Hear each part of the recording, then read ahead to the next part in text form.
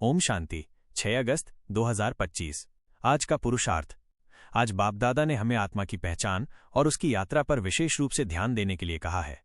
बाप दादा ने समझाया है कि हमें खुद को आत्मा समझना है, शरीर नहीं। ये शरीर से अलग परमपिता परमात्मा की संतान है। हमारी सबसे मुख्य यात्रा है याद की यात्रा, जिसमें हमें लगातार अपने रूहानी बाप को याद करना है। जो इस यात्रा में ढीला पड़ता है उसका देह अभिमान बढ़ जाता है, जिससे विकर्म बन जाते हैं और कमाई बंद हो जाती है। बाप दादा ने कहा कि जैसे वो खुद अति स्वीट हैं, वैसे ही वो हमें भी स्वीट बनाते हैं। सतयुग में देवताएं बहुत स्वीट होते हैं क्योंकि उनमें कोई शैतानी ख्यालात नहीं होते। जो बहुतों का कल्याण करते हैं वही सबसे स्वीट हैं और वही ऊंचा पद पाते हैं।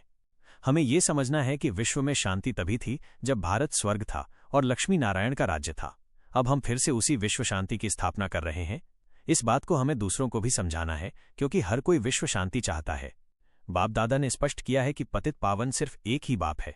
वो हमें विकार रूपी वैतरणी नदी से निकालकर शिवालय में ले जाते हैं जहां अथाह सुख है। ये हमारा अंतिम जन्म है और हमें पवित्र बनकर वापस जाना है।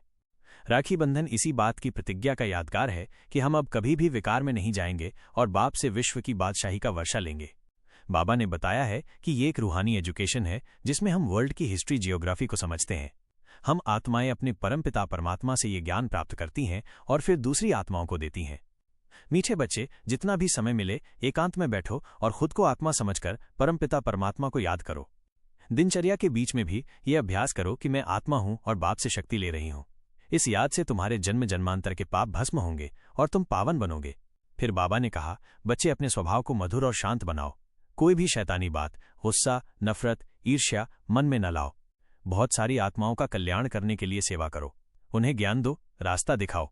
यही सबसे बड़ा पुरुषार्थ है। याद रखो कि जो जितना स्वीट बनता है वो उतना ही ऊंचा पद पाता है। यह अभ्यास करो कि तुम शरीर नहीं बल्कि आत्मा हो। दिन भर के काम करते हुए, जैसे धंधा धोरी या बच्चों को संभालते हुए, मन में ये स्मृति रखो कि मैं आत्मा इन कर्मों को कर रही हूं। यह अभ्यास तुम्हें देह अभिमान से बचाएगा और तुम्हारी याद को पक्का करेगा। बच्चे, इस अंतिम जन्म में पवित्र रहने का दृढ़ संकल्प लो। याद रखो कि विकार का पाप सबसे बड़ा है और यह हमारी यात्रा को रोक देता है।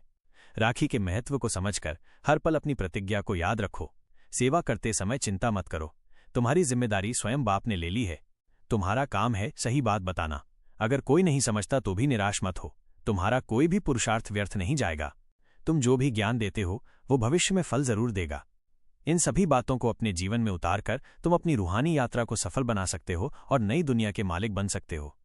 बच्चे, जब तुम बच्चे यहाँ अपना 100% अटेंशन दे, उमंग उत्साह में रह आगे से आगे बढ़ते हो, अर्थात हर तरह के पेपर इजीली क्रॉस करते हो, अर्थात उसमें अपनी मन बुद्धि ना लगा, बाप परमात्मा पिता को समर्पण हो जाते हो, तो तुम्हारे संपन्न स्वरूप की स्पीड तीव्र हो जाती है, जिससे बहुत जल्द ही बेहद की सेवा का कार्य फिनिश हो जाएगा। और इस समय तो बाप का भी एक ही लक्ष्य है कि बाप समान बच्चों को बाप की पोस्ट पर बिठा कार्य को संपन्न करें। बस बच्चे, आप भी इसी तरह उमंग उत्साह में रहे तीव्र गति से आगे बढ़ो। बच्चे, अब तो आप बच्चों को भी हर हाल में हर आत्मा के प्रति शुभ भावना, शुभकामना रखनी है, क्योंकि आप ही तो बाप समान बच्चे हो। दृढ़तापूर्वक लव एंड लाइट का अभ्यास कर जो आपने अपना चार्ट बनाया है उसमें 100% मार्क्स लो, ताकि जल्द से जल्द बाप समान स्थिति में स्थित हो, बाप के साथ विश्व परिवर्तन का कार्य कर सको। ओम शांति।